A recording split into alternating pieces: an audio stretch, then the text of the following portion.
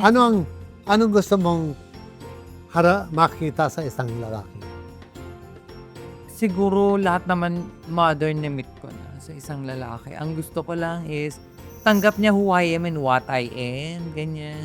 And also, nararamdaman ko naman sa lalaki kung ano lang yung habol nila.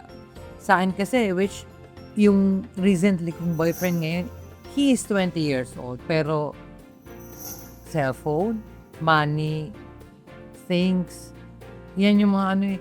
Pero I'm just thinking, Lilipas at lilipas din niya. pero I'm just thinking, mother, bakit ganun? Walang pinabibili sa akin. Walang gusto. And Kasi maganda ka, lokal-loka, di ba? Kumbaga, siguro ano na lang girl yun. na girl ka na. Ano na lang yun, mother, bonus na lang. Pero kailangan talaga kung paano mo siya alagaan. Correct.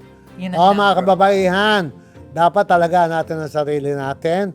Magtiwala tayo sa ating mga asawa. Huwag tayong investigador.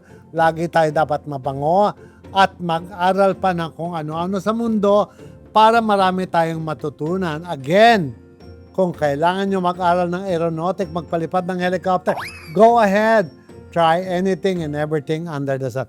Payo mo sa mga kababaihan out there para magtagal ang kanilang relasyon sa kanilang asawa. Well, for me, mga girls out there, mapapayo ko lang, being I am a transgender and sa real girl, mapapayo ko siguro, kung meron kayo boyfriend, do the best, and yung mga hindi nila gusto, wag nyo nang gawin. And also, be patient kung meron kayong pagtatampuhan, huwag nyo nang patagalin within 24 to 48 hours, i-resolve nyo na, pag-usapan nyo.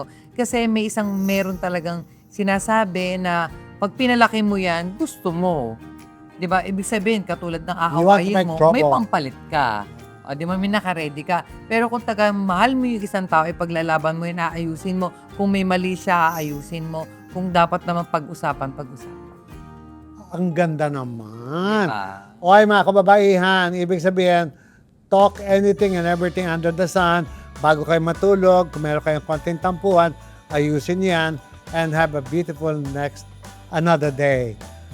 With what I heard kay Myper, hindi masama na ang tip na binigay na sa atin ay magtiwala, huwag masyadong selosa, laging mabango, huwag maging investigador, and settle your issue as soon as possible.